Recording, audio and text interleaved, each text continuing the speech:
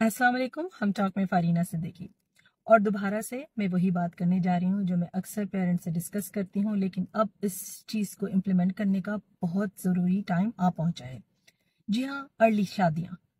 Young age में बच्चों की निकाह कर देना, बच्चों की शादियाँ कर देना एन सुन्नत के मुताबिक है। लेकिन अनफॉर्चुनेटली हमारी मुस्लिम कम्युनिटी इन जनरल और Pakistani community in particular is not even looking into this. आप जानती हैं कि कितनी ज़्यादा ह्यूमन इंस्टिंक्ट है रिलेशनशिप बिल्डिंग, इमोशनल अटैचमेंट और ये सब फितरी चीज़ें एक लड़का या लड़की की ज़िंदगी में होना, लेकिन हम एज पेरेंट्स उनको सिर्फ और सिर्फ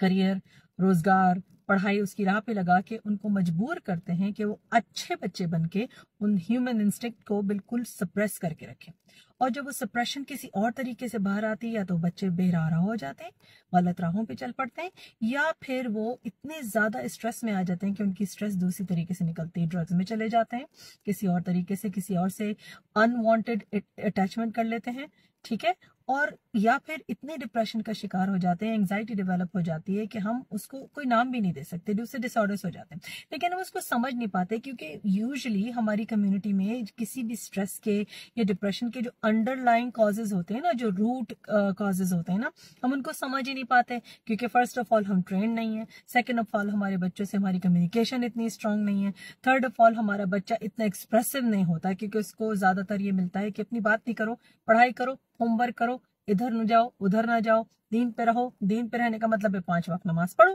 पूरे रोजे रखो, अल्लाह रसूल का नाम मेरे सामने लेते रहो, दैट्स इट।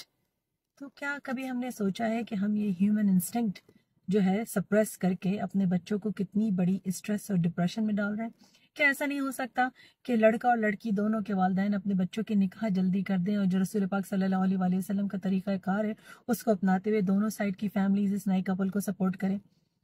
ओसैप पे फैमिलीज झगड़ा ना करें, हक महर पे बड़ी बड़ी बोलियां ना लगाएं। जरा सोचिए कि हम क्या कर रहे हैं। हम अपनी फैमिली की बेसिक फाउंडेशन जो है, हमारी कम्युनिटी की उम्मा की बेसिक फाउंडेशन एक फैमिली है, उसको तबाह करने पे तुले हुए हैं। हमारे बच्चे या तो दीन छोड़ रहे हैं, या वक्ती नाम के मुसलमान हैं, या दोहरी जिंदगी जी रहे हैं। मैं आज इस प्लेटफॉर्म से आप ऐसे तमाम पेरेंट्स से मुखातिब हूँ जो इंटरेस्टेड हैं, इस चीज़ को सपोर्ट करना चाहते हैं। मैं एक ग्रुप बना रही हूँ, अगर आप इस ग्रुप को ज्वाइन करना चाहते हैं तो प्लीज़ इस वीडियो के नीचे कमेंट ज़रूर कीजिएगा, इस वीडियो को सब्सक्राइब ज़रूर कीजिए, इस चैनल को सब्सक्राइब कीजिए और इस वीडियो को शेयर ज़रूर कीजिए ऐसे तमाम पेरेंट्स के पास जो या तो परेशान हैं अपने बच्चों की शादियां ना होने की वजह से, ये चाहते हैं कि उस परेशानी के टाइम को आने से पहले कुछ अमल कर लिया जाए। इस ग्रुप का काम होगा कि मुख्तलिफ लोगों को फी सबीलिल्लाह, no payment nothing, it's not a marriage business, फी सबीलिल्लाह पेरेंट्स को आपस में मिलाया जाए और उनके बच्चों की कंपैटिबिलिटी तलाश की जाए।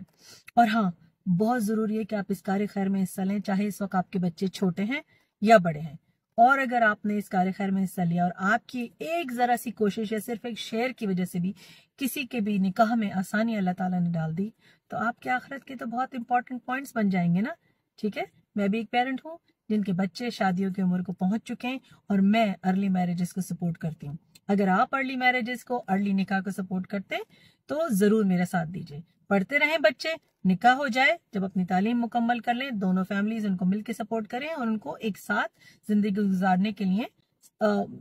हिम्मत दिलाएं। अस्सलाम वालेकुम व रहमतुल्लाह।